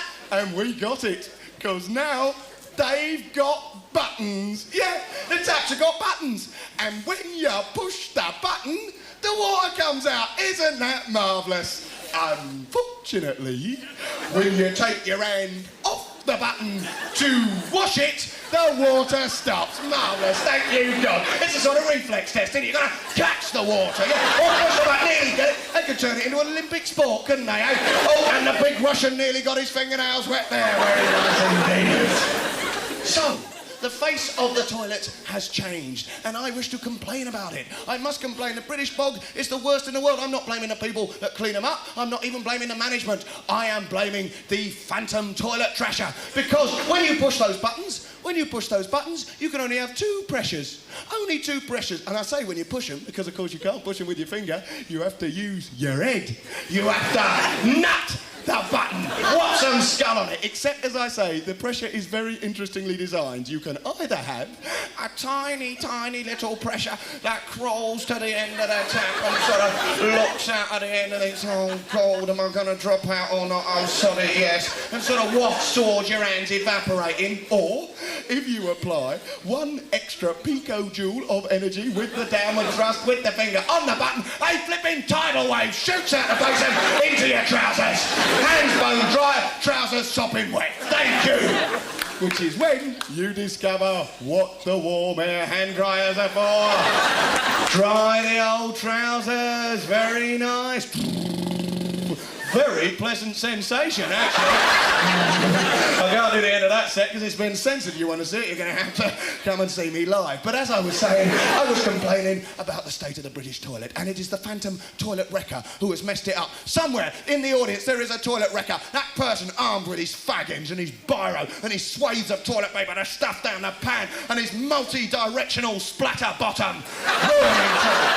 Why is it that the only usable cubicle in any public bulk is the one where the lock's broken? All the other ones revolting. You wouldn't dream of going in them. They're all bunged up and unflushed. I mean, why do people not flush? I mean, it's not difficult. Some people don't flush in a public. I mean, why? It's not difficult. Is it give it a bit of a flush? Not too tough. Pull the chain, flush the toilet. Very easy. Some people don't. I mean, what sort of people are these? Walk in, have a go. There we go. Wallet on the bottom to flush it. Too much trouble. There we go. I suppose we should be grateful they bothered to take their trousers down.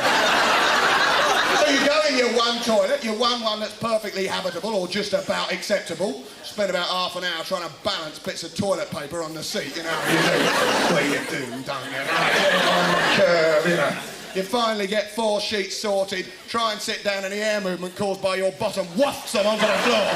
You sit down on cold porcelain and you think, I've now caught every disease known to people. I mean, they ought to give you a bit of blue tack, shouldn't they? Give you a bit of blue tack, stick the paper down, that'd be nice, you'd feel safe then, wouldn't you? Although it is, of course, not true, all those rumours, kiddies. Anyway, so, finally get set down, of course, as I say, there is no lock. No, there is no lock. So, what are you going to have to do? Oh, marvellous. Going to have a sit with my foot jammed against the door. Lovely. Very relaxing. Very conducive to fabulous bowel movement. Fantastic. Sit down, jam my foot against the door. I was in one, the door opened outwards. Oh, no! So you sit there, leaning out, gripping onto the last little nail that's been left from the broken lock. Because even though when somebody opens the door it'll tear your fingernails off, you'd rather risk that and have everyone see you on the toilet. Because we're so uptight. And that's why, if anyone's out there thinking, oh no, this is a bit rude now, going on about toilets, it's about liberation. We're all so uptight in the toilet, aren't we? I mean, I don't know about you, but I can't stand people hearing my noises. There's no reason, but I'm sitting there, there's somebody out there, I'm thinking he's listening, that basket is listening. I'm clenching up, I'm waiting till he's gone, I'm going to wait. Why is it that the partitions only go 6 inches from the floor? What's that about? It wouldn't cost much, an extra bit of formica, would it? Another 6 inches, a small economy. What's it for? I think it's for pervy ankle fetishists. Nice pair of socks under there. So, you sit down and there you go. Them lights on trains. The toilets in trains, why do they have to light? Have a light that says engaged. In our house, we sing or clear our throats. We don't need a light show that says someone is in the toilet. I mean, you go in there, it doesn't relax you. You turn the lock, you think there's in there more than 2 minutes, you think there's rows of people going, that light's been on a long time, hasn't it? So, if anyone's thinking of saying, well, I like the stuff about Chernobyl and all the politics and everything, I didn't think it was necessary to do lavatory stuff. Just remember how uptight we all are. Remember, next time you're in a public, gently placing a sheet of water on the sheet of paper on the surface of the water to deaden the fall. Bit of a slip of the tongue there, bit of liberation comedy. Thank you, ladies and gentlemen. No, it wasn't. There's a few letters tonight.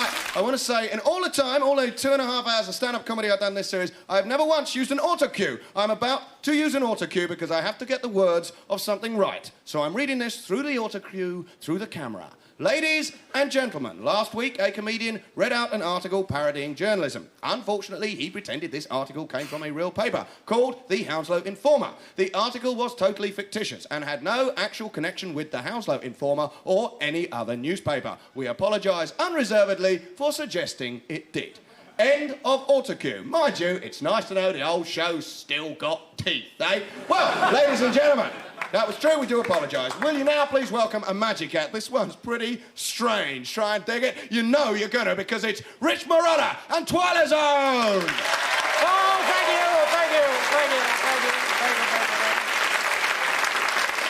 How are you? Good evening. My name's Rich Marotta. That's my lovely assistant, Twyla Zone, and boy, have we got a show for you. We've got magic, we've got comedy, we've got jokes, we've got illusions. we've got 8 minutes of action-packed entertainment for you, and believe it or not, we've crammed it all into an hour and a half. I read in the paper today the odds of flying on an airplane in which someone is carrying a bomb is 1 in 100. But the odds of flying on an airplane in which 2 people are carrying bombs only 1 in 10,000. So from now on when I fly, carrying my own bomb.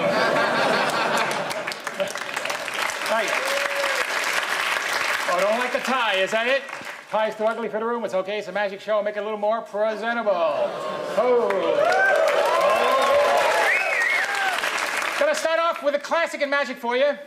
Reproduced for you tonight, exactly as it was done thousands of years ago. Watch closely, you're not gonna believe it. Walking on water. Thank you very much. Jewish people never liked that trick, but then they didn't believe it the first time. So I know what you're saying. You're saying, okay, he's a magician, he's got an assistant. Can he levitate his assistant? Can he cut his assistant in half? Good questions. The answer is yes, I can do that. So at this time, I'd like to introduce my lovely assistant. Oh, sorry, Twyla. Here he is. Too bad. What do you think? Think he looks like me? A little bit? No. First, we hypnotize the assistant. Come on, this isn't the Palladium. There he is, completely hypnotized. Now, believe it or not, without the use of threads, without the use of wires, and without the use of mechanical attachments of any kind, I will attempt to levitate my assistant. All we need is a little levitation music, and we'll begin.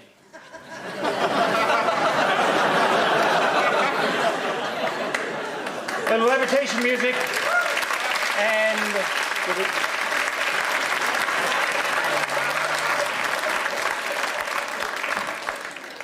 hard to get good help, okay. No band? They left? How about the choir? They left? We'll hum. Come on. Dan, da, da, da, da, da, da. Whoa. Tough crowd. It's okay though, I'm ready for you. Ah, look at that.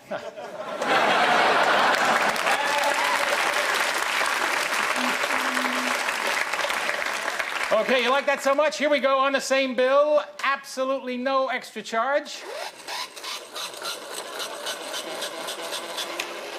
Songy dummy in half.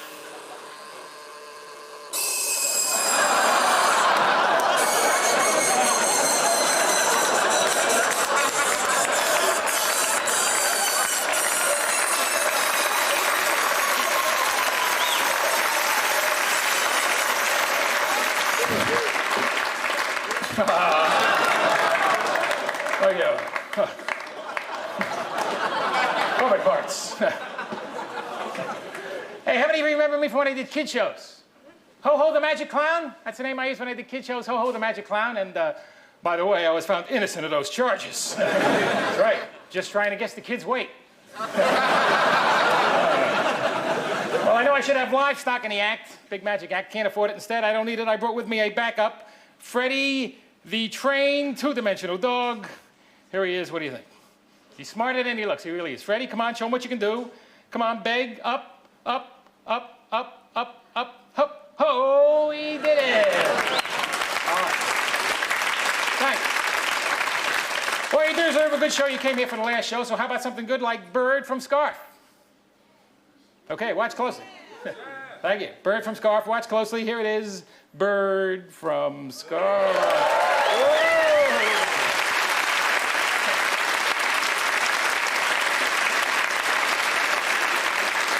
Okay, be honest. How many of you thought I couldn't do a damn thing? Oh, it's my assistant, Spot. Spot, show this guy how you got your name.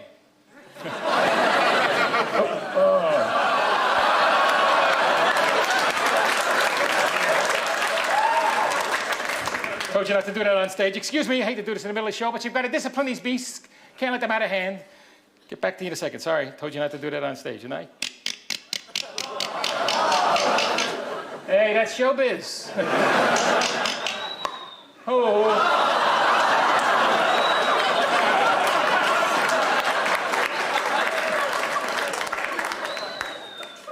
She's okay. Think about.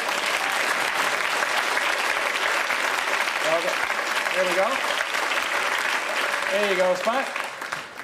By the way, I want you to know that all the great magic you've seen us do here tonight, you can listen to on a long-playing album. Thank you, Twyla. Greatest Sounds of Magic. It's only $14.95. It's a great album, and there's a lot of great stuff on here, too. Not just the magic. This album teaches you how to be the life of the party. You ever go to a party, you just sit there, nobody pays attention, nobody comes over? Follow the instructions on this album. It'll teach you how to be the life of the party, no matter how dull or boring you might be. All you have to do is learn this. Don't try it without the instructions. You do this, people will come running over. Here's all you have to do.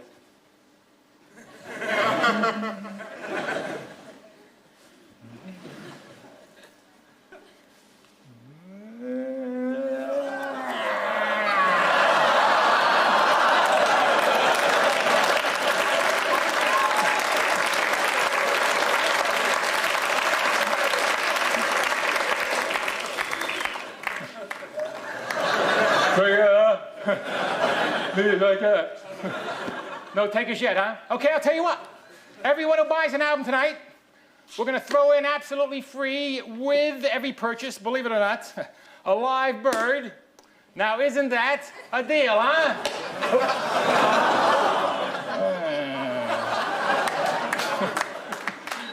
Well, now how much would you expect to pay, huh?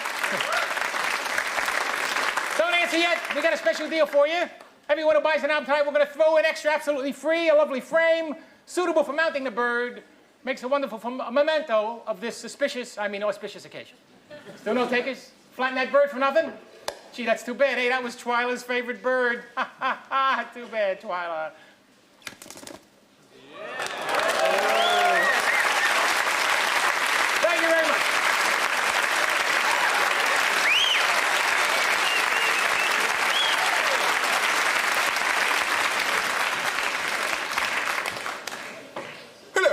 Is this a fast food shop? Yes, that's right. Fast food, yes. I'd like some fast food, please. Right, what would you like?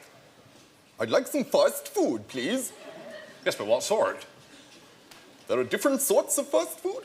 Yes, there are. Thank you very much. I'll just take a few moments to think over what you've said.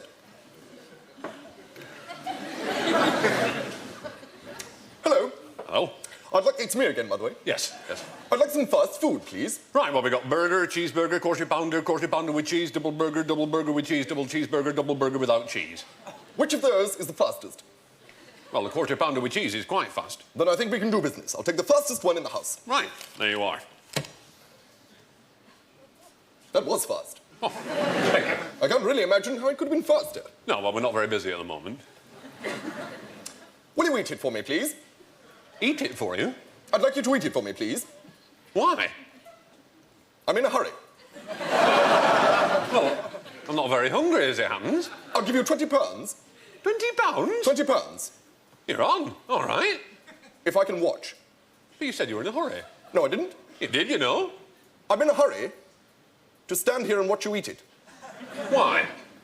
£50. £50? I'll give you £50 if you eat it very fast. You'll give me £50 if I eat a quarter pounder with cheese very fast. All right. What do you mean, all right? I'll give you £50 if you eat it very fast. Look, if it's your idea. Where are you from? I beg your pardon? Where do you hail from? What's your provenance? I'm from the north. Mm-hmm. Where's that? Well, it's in the north. I see. Of England? Yes. Is that a northern accent you've got there? Sort of.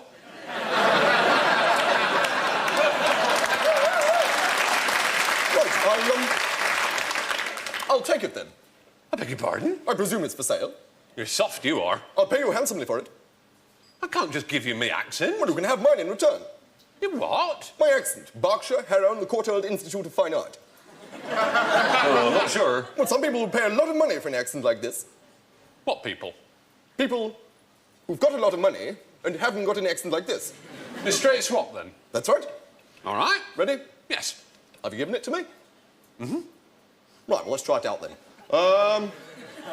Table, chair, floor, ceiling.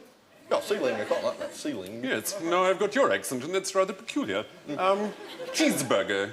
Oh, it sounds strange. Ketchup. Mayonnaise. What a strange accent. What is your job? What do you do? I'm an art critic. Really? I run a fast food joint. I know.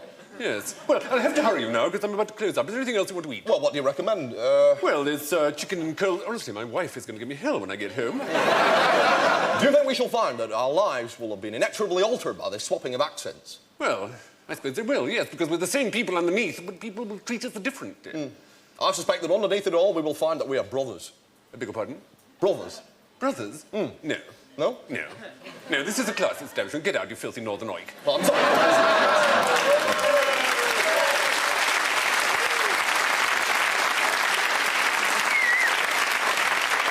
Yes, indeed, Stephen Fry, Hugh Laurie there. Always a pleasure as we approach the end of the show. Still lots of good things to come right now, but we have to talk. When Saturday Live goes off the air, we go off the air while there is going through Parliament a bill which is to stop salacious obscenity on the television. Now, of course, we all support that. No one, I think, in this room, I hope, would want to have salacious obscenity on the television. But what is obscenity? What is this bill concentrating on? What are their examples? Are they talking about Benny Hill tearing women's clothes off at the end of the show and chasing them around the shop?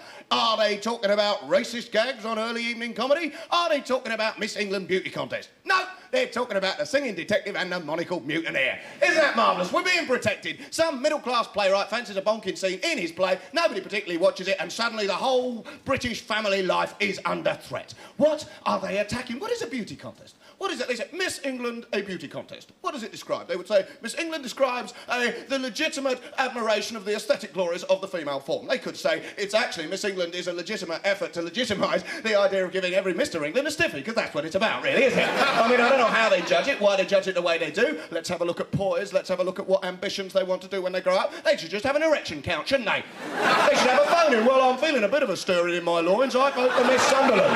Because that's what it's about, but that sounds very rude, doesn't it? Sounds a little bit rude, because you can have the contest, but you can't describe the secret process. Benny Hill's Angels, they're very nice, just a bit of a laugh. They're not rude, are they? But if I were to name the name for the person who sits at home watching them thinking, ooh, look at them suspenders, that would be a very rude word indeed. So, what are these double standards? Why do we have them? I think it's because the majority of men fancy women, and the majority of TV executives are men. I think if TV companies were run by dogs, we'd probably have cans of dog food and bonio and chocolate drops decorating the early evening comedy shows. If it were little boys who ran the TV companies, it'd probably be Action Man and Spider-Man who was bringing on the contestants in the game shows. What is it about? All these double standards. I think there is a more sympathetic reason. The reason that female protuberances are apparently fair game for comedy on the telly, but male protuberances are not, I think, is because, let's face it, your average male protuberance does not look good. Be honest. Your average knobbly wobbly wobble. And believe me, they're all average, all right? Well, mine's not. Mine's fantastic. But apart from that, oh, bit of panto, it's the last show, I can say it. I don't know what you're talking about. Yes, indeed. Your average knobbly wobbly woo-woo does not look good. Be honest, as it is not the most attractive part of the anatomy. It might feel very nice, but it looks flipping horrible. Could you honestly stare yours in its one eye and say, you're an attractive little ding-dong, you really are? No, you really are. No, you couldn't, because it's bad design. Badly designed, we've been stitched up by God. That's what happened. After God was looking down the Garden of Eden, sees old Adam strutting around, well pleased with himself. I think, I'll stitch that bloke up, eh? Thinks he's pretty pleased with himself. Bong! What the hell is that? What is that? I mean, I'm looking good, but what is this? Put it on Eve. No way. Proves God's a woman. She wouldn't put anything as horrible as that on a woman, would she? Bad design. When they're down Lamborghini, when they're having a look at the new car, when they're saying, oh, look at the new car, lovely design, lovely lines, look at them sleek aerodynamic lines, they don't say, yeah, it's not bad lines, but what about the veiny Mars bar effect? Where's that? No! I mean, when they got a new building, when they got a lovely new building looking at it, they don't say to the architect, well, fair enough, but when are you going to put the helmet on, tomorrow or what? I mean, Greek statues, huge muscles, tiny. Well, they had a good aesthetic view, didn't they? What is that about? Nobody knows. So you've got this bill. You've got this strange bill going through Parliament, and people are backing it up. Mrs. Whitehouse is coming out right in front, and what she's using as examples, she is saying, EastEnders is nothing but horrible homosexuals and salacious pornographic single mums. she is talking about lovely Colin and Michelle here. Has she got no heart? Anything can be distorted if you take it out of context. Of course it can. You take something out of context, you make anything look rotten. The Muppets, it is nothing but some randy pig slavering over a camp frog. What's that about to show our kids at 5 o'clock? Wildlife on one, all it is sex, violence, eating each other and going to the toilet in the open. I think it's disgusting. You can take anything out of context and use it to support a scabrous argument to keep us all down. I could do it. I'll turn the tables. Have you seen the Bible?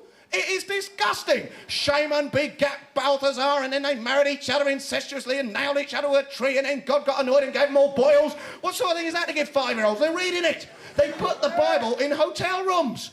Gee, I mean, some pervy salesperson goes up to his room, oh, I'll dig me Gideon out, eh? What's we'll have tonight, sadism or incest? Now, I know that the Bible's a beautiful book, but you can distort it if you want to, and that's what's going on. So what's the real issue behind? This bloke, this MP, can't remember his name now, he got up in Parliament, he was going on about declining moral standards in Britain. They had been in power for 7 years. What was his problem? He had counted all the swear words in The Singing Detective. All the bloodies, he counted them up. This is a member of Parliament.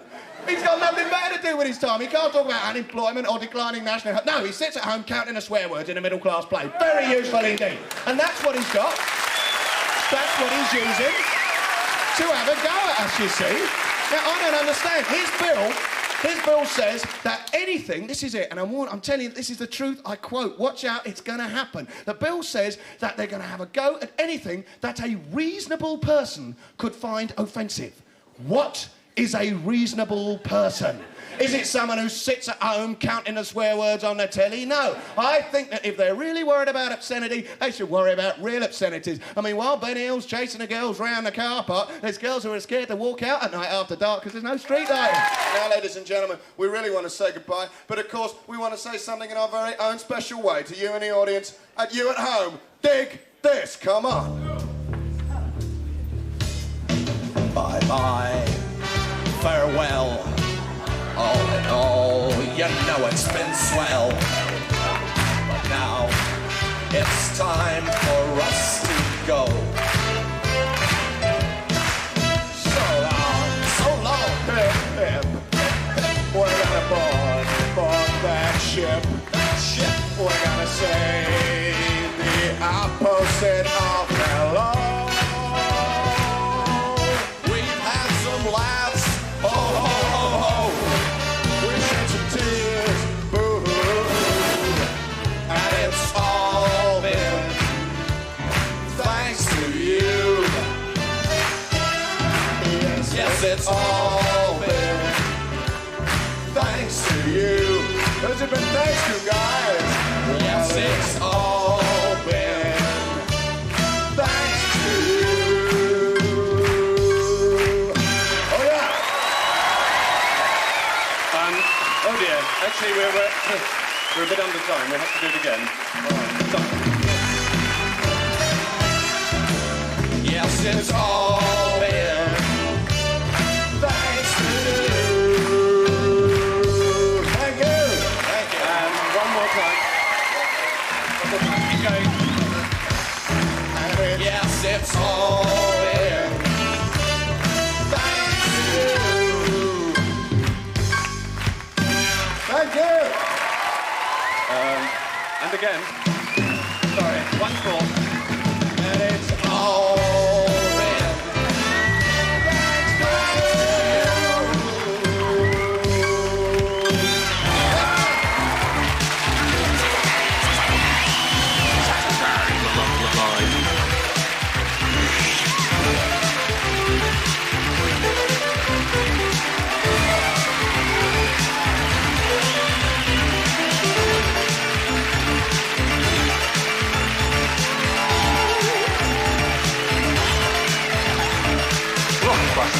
Blockbuster.